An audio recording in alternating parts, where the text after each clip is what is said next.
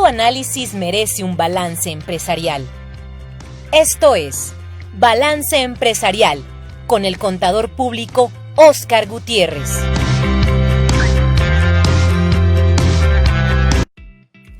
Buenos días, les damos la bienvenida a este Balance Empresarial hoy viernes 21 de agosto. La semana pasada platicábamos y dábamos un avance de este tema tan importante que todos conocemos o de cierta manera nos afecta y que pues debemos tomar en cuenta.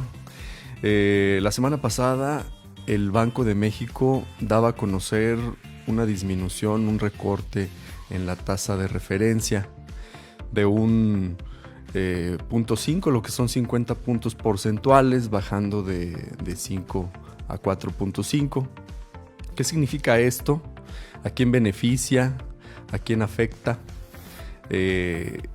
Podemos hacer un análisis desde varias perspectivas, pero yo creo que desde el punto de vista del crédito, el crédito todos en este momento que estamos viviendo en la salud, en la pandemia que le llamamos así a esta contingencia sanitaria que aqueja al mundo entero.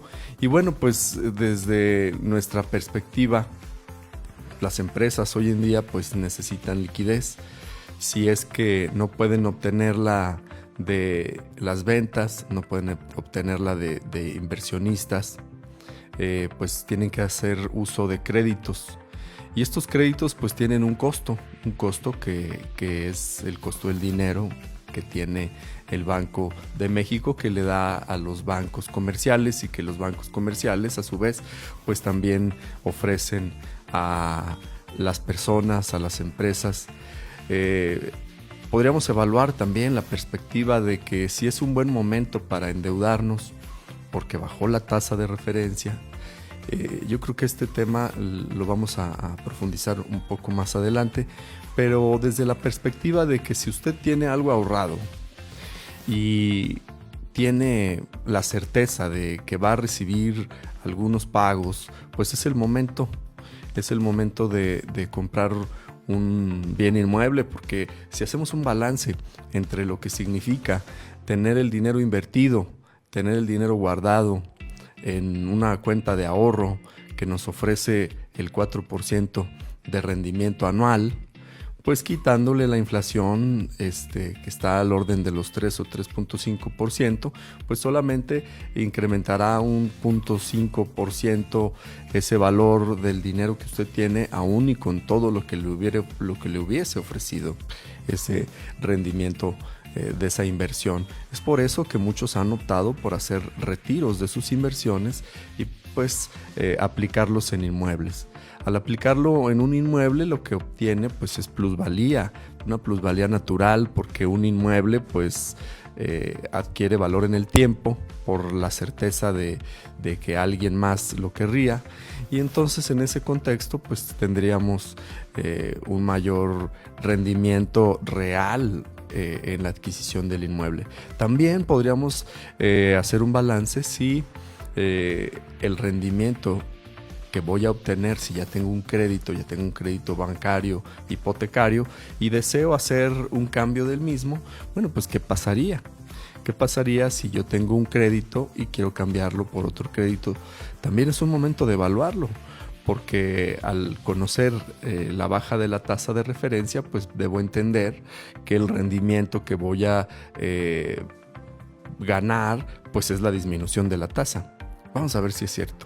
Le preguntamos a un especialista, lo invitamos el día de hoy. Vamos a tener aquí el enlace con el licenciado y maestro Carlos Alberto Cruz Andrade, un experto en temas financieros, quien además es asesor de diversos bancos comerciales a nivel nacional, quien califica y clasifica, capacita a los diversos actores que fungen como intermediarios bursátiles, intermediarios bancarios, y bueno, pues dirige la empresa de Fomento para el desarrollo empresarial y mercados y finanzas integrales.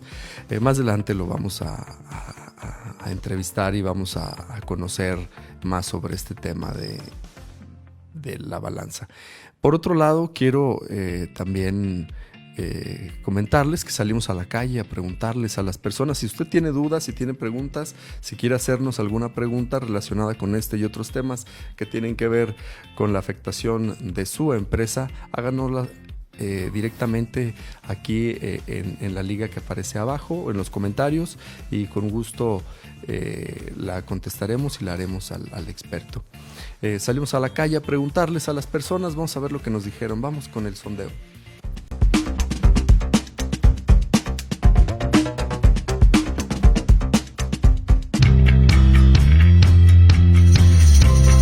¿Sabe qué es la tasa de referencia que emite Banxico?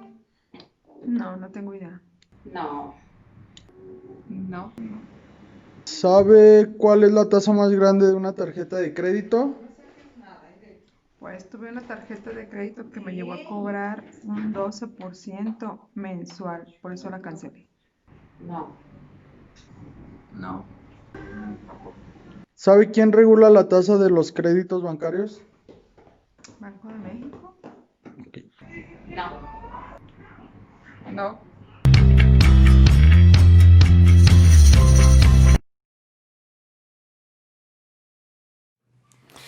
Bien, pues le damos la bienvenida, estimado Carlos. Buenos días. Buenos días, Oscar, y buenos días a todo tu auditorio.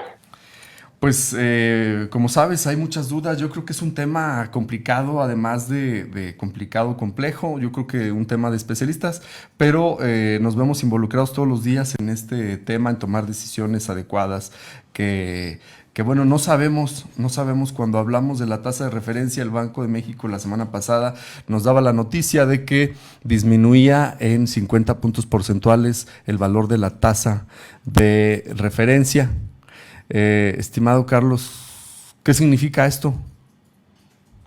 Sí, como tú bien lo comentas, pareciera ser algo un poco abstracto, un poco alejado, ¿no? Sobre todo por la terminología que a veces utiliza Banco de México, pero como tú también bien apuntas, es un tema que nos afecta a todos. Creo que lo importante o lo interesante sería comenzar explicándole a tu auditorio qué es la tasa de referencia.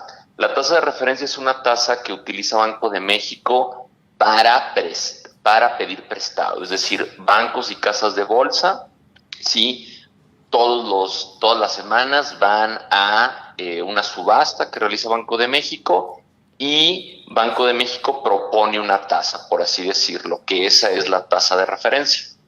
Si Banco de México ve que la inflación, es decir, que los precios están aumentando, Banco de México sube la tasa, aunque esto signifique que él va a pagar más intereses.